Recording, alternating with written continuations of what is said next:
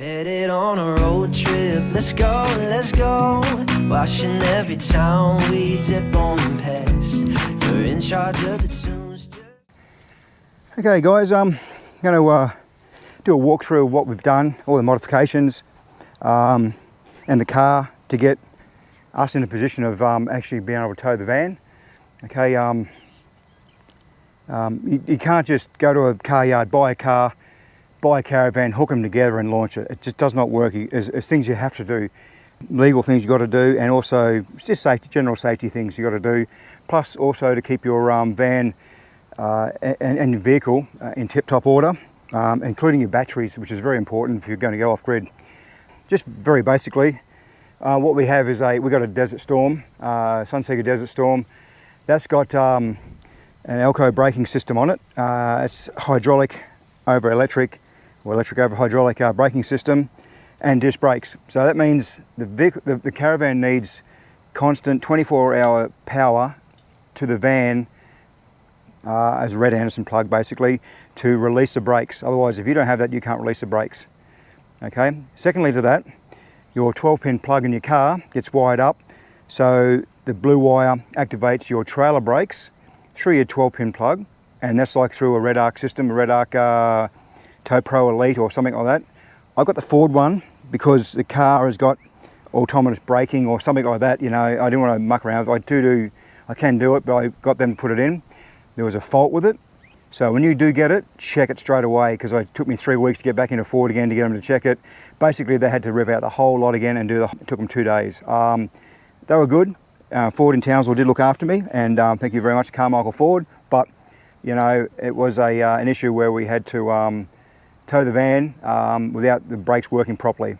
Okay, so the Red Arc system on the Ford is exactly the same as the Red Arc system you buy off the shelf. Okay, what we do have is everything is circuit breaker. When you're putting your own wiring in, make sure you use circuit breakers and fuses for everything. Otherwise, you could run into a lot of problems, especially these big vehicles these days with vans with a lot of power usage. So in here, I'm not sure if you can see or not, but down there, those two red things, they're fuses, and it all comes back to the fuse covers, under the fuse cover to the fuse terminals. And what that does, it gives us all insulated, fully insulated wiring. So we have under there, we have the braking system, which is under that panel. On top, front, red one is to the tub, and it's a 70 amp fuse breaker. And the rear one goes to the rear of the tow bar, Anderson plug, and that's another 70 amp. Okay, they both go to the DC chargers on both the car and the caravan. I'm running EnerDrive DC to DC chargers on both. Okay, so that should be pretty well right. And they're all working fine. The Red Arc braking system has its own circuit breaker as well. Again, these circuit breakers are self-resetting circuit breakers for the braking system, and the braking system underneath is a self-resetting circuit breaker. That's important, okay? So if something goes wrong, your circuit breaker trips and comes back on again, so you don't lose your brakes. Pretty well, everything runs underneath the vehicle and into the side of the, we call it the tub. We have a pretty basic system here. I have my monitoring system. Okay, so how much battery I'm actually using is a 200 amp hour lithium EnerDrive battery in there. Solar input, the red one, so I'm going to put solar blanket into it, unregulated. That'll go straight into the DC to DC charger as well, and regulates it to use it. USB ports and 12 volt ports here. The other side, I've got a 12 volt compressor to go in to blow up tyres. I want to put airbags on the back of the car just to help the weight a bit, and I think it's a very important thing to do. The van also has its own air tank and air compressor as well, separate. I'll show that later. Under here, we've got our DC to DC controller, a 200 amp hour battery, and the 1500 watt inverter, all hidden away underneath the panel. Just tied it all up. These are King drawers. They work really great. I look, they are cheap, but if you do them properly, set them up properly, and you know, you can't really go wrong. Okay, chainsaw, charger, Makita charger, the Makita drill here for doing all your tent pegs and legs and stuff, and a Makita blower as well. So that's good for when you want to clean up and pack up and setting up, but it fits in there quite nicely. Fridge runs all the time. This here eventually when we get going it'll charge up. By the time we get to our next destination, that'll be 100% charged. Or if I had brought a solar blanket out, I could have just plugged the solar into there and would have been charged anyway, but it's all good. Oh, and another quick thing underneath to show you what we've got down here. Okay, here's your 12-pin plug. Okay, and there's the bottom ones are all your left, right, stop, and all those sort of lights. These top ones, they have wires on them, but they don't do too much. This guy here, just so you know, is a pink wire, and it should be 24/7 power, okay, all the time. And this one here, I put in an ignition wire from the front into here, so that would also talk to the DC to DC controller. So when I turn the car off, the DC goes, yep, you've switched off, and it switches the DC off, so I don't drain my battery if I'm hooked up overnight. Grey Anderson plug, power to the van. And the red Anderson plug, again, power to the Elco braking system, hydraulic braking system, okay, to the disc brakes. Like I said, without that, and these plugs are different. See the little lug on the bottom? Just here, this little guy here, they are different. So you can't plug a grey into a red. Doesn't work. Alrighty, obviously you guys, the DO35 hitches, okay. If you've got a normal tow bar and you go off-road a bit or whatever, grab one of them, they're great. Up to the front, hello. Up to the front, again, got all our, all the wiring's been done. You run our 3 leads, the 12 pin, the red, and the grey Anderson plug. We haven't modified anything there really, just cleaned it up a bit.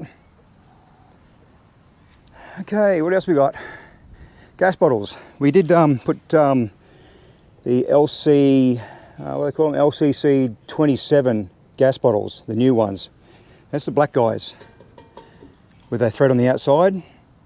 They do take a normal pole connection on the inside, and as soon as we get back to Townsville, we're going to swap this one here out, or this one here out, both of them, and put in a DL 27 to replace these 2 pigtails. Okay, so that'll give us, it'll be all compliant then with our barbecue.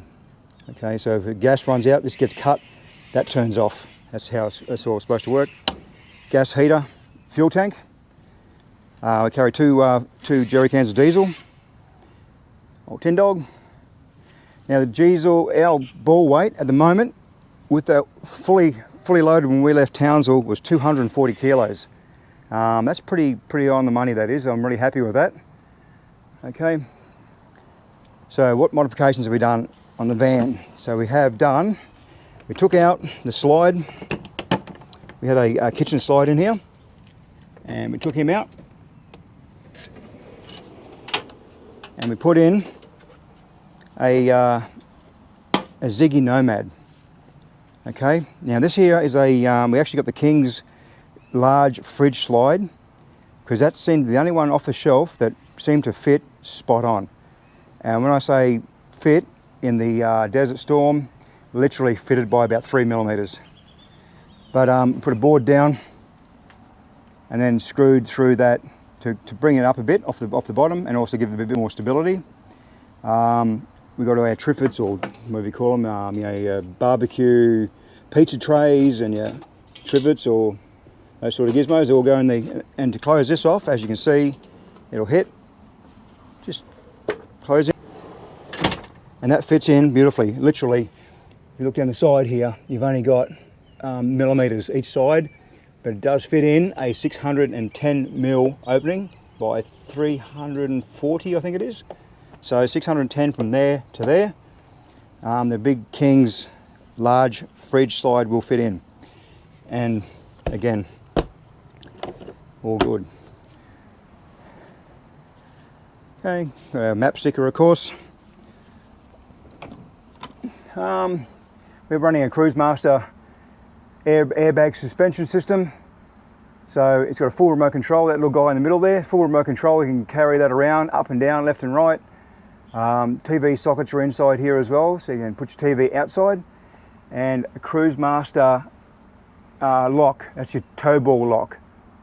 Okay, so when you park up for the night or away and drop in your van, put that tow ball lock on and protect your gear. This guy's running 35-inch Mickey Thompson tyres. They're huge, but it gives a really, really nice ride. This thing tows beautifully. It's 3.5 tonne on the knocker, and its weights with the car is spot on. We are actually quite surprised when we weighed ourselves at the Port Pad Bridge. We were spot on all axle groups. I was fully loaded with fuel, water, gas, and extra fuel.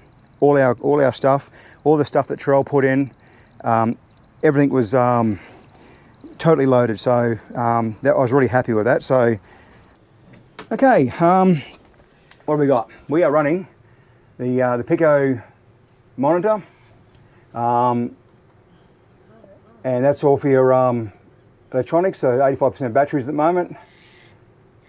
Okay, it's got a level. I'll put a level in there as well. So it's got a electronic inclinometer. So as you're moving around, it'll actually, as you can see, the pitch and the roll will change. The cabinet pressure, cabinet temperature, and our water tanks, and how much each one holds. Okay, so that's all there as well, and all the other bits and pieces and gizmos are there, back to normal.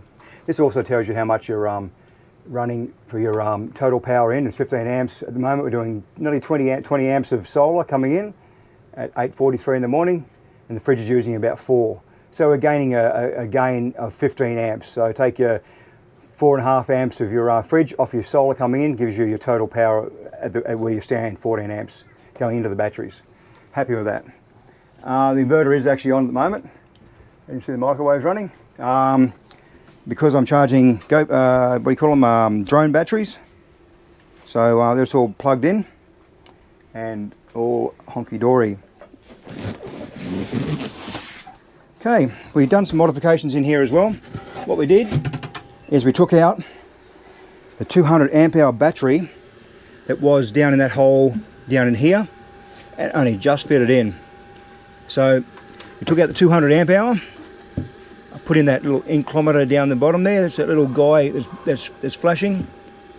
Okay, that's a electronic inclinometer. Got the DC to DC charger and a drive. The AC charger, of course, is turned off because I'm on 24 volt off grid at the moment.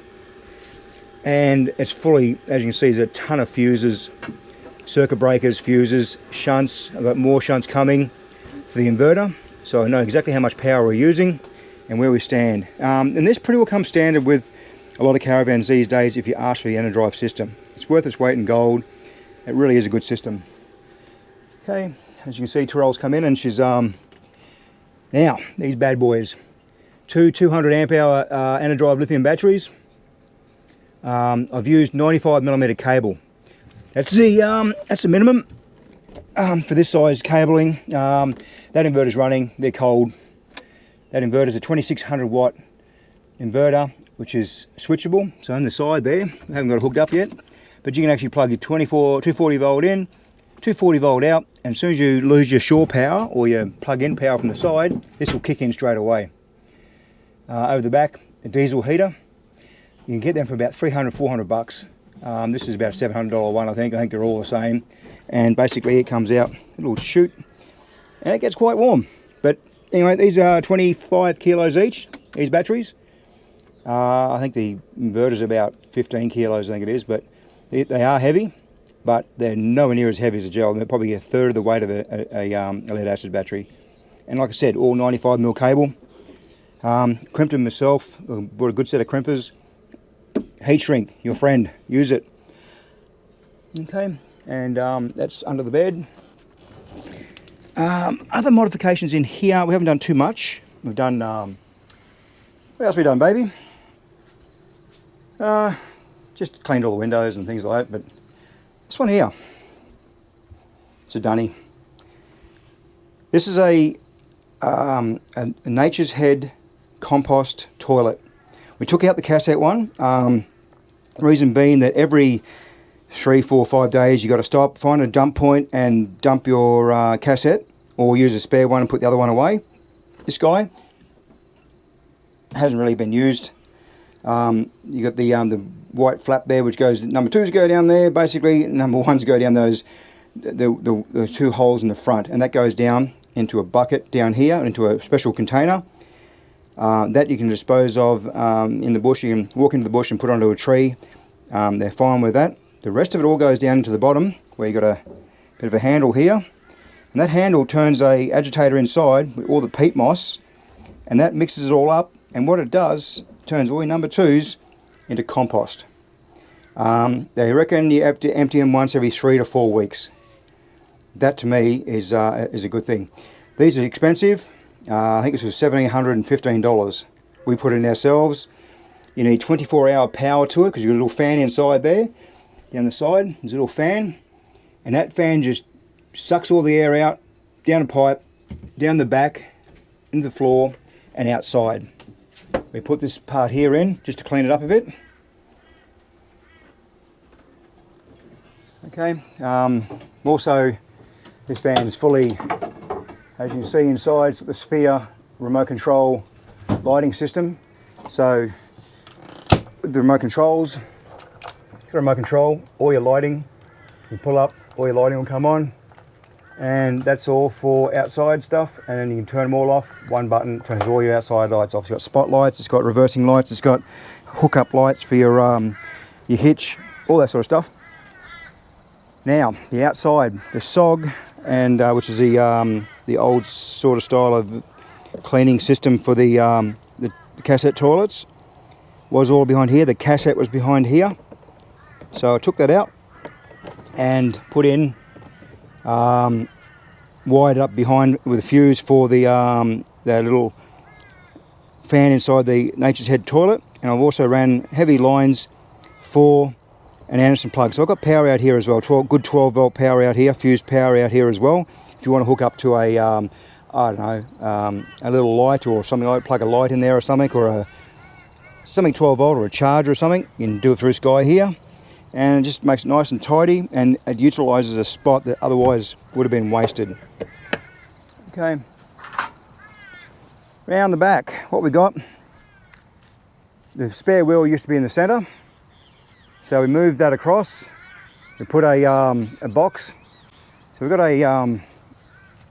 an external box put on. That was about $400 on eBay.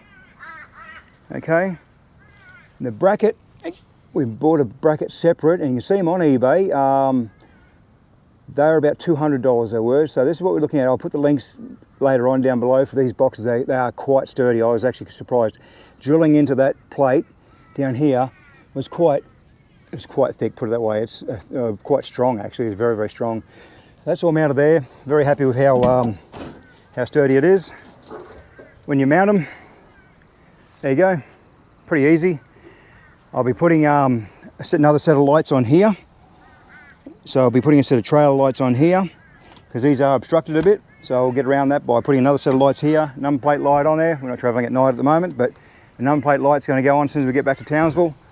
And there's a number plate there on the back, so we'll put a number plate light on there. And down the back, we've got some rubber stoppers just to keep it away from the back of the, not that it needs it, but just to keep it away from the back of the van a bit.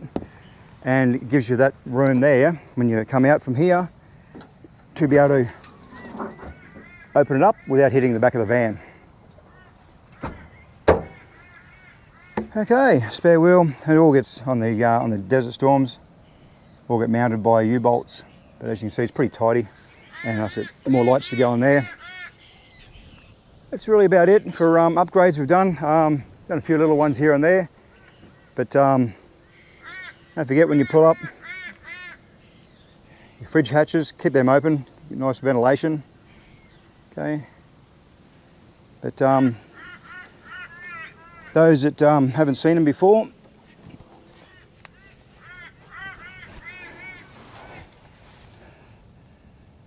you have your swing arm there, shockies there, and in between your airbags.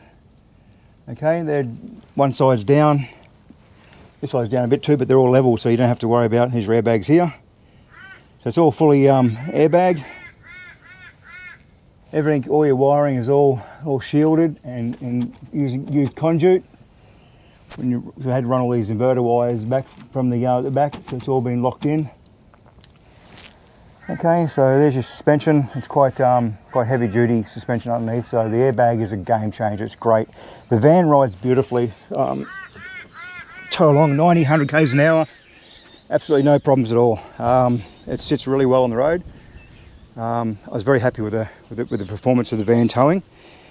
And even the Ford Ranger, the 3.2 litre Ranger, pulled it no problems at all. Next modification, I'll be taking this off and putting a Blackjack on. So that's an electric lifter on the front. And Trell reckons she's calling BS over there, but I just tend to buy stuff and not tell her until it comes. It's a lot easier. Yeah, so anyway, that's our van. A lot of other little things in here and there, but essentially though, we're really, really happy with it, aren't we? You know, it's been really good, hasn't it? Mm-hmm. You know, it's... Might have to make a competition. Yeah, what's that? See who can count how many you've said in this video. I'll just cut them out. Send them a cooler. Send them a cooler. And here's a cooler, look at that. Tin Dog Travels Cooler. We'll do that, okay. The first one in the comments with the correct answer gets a cooler. Alrighty, that's it. You better count them. I'm going to count them. No worries. You might think before you speak. Yeah, I will do that. Oh, and the steps. We pulled the steps out. They had steel steps, one step, and I didn't like them. They were heavy. And they're too short. So we got these guys here. They're about $290 from Motorco in Townsville. They're everywhere they are, but they got little glow-in-the-dark corners on them. That's the brand. Okay, and they fit in the same hole as was in there before. Oh, and while we're down here, that's the pipe that comes out of the Nature's Head, down there, long. And out the other side comes a little air vent.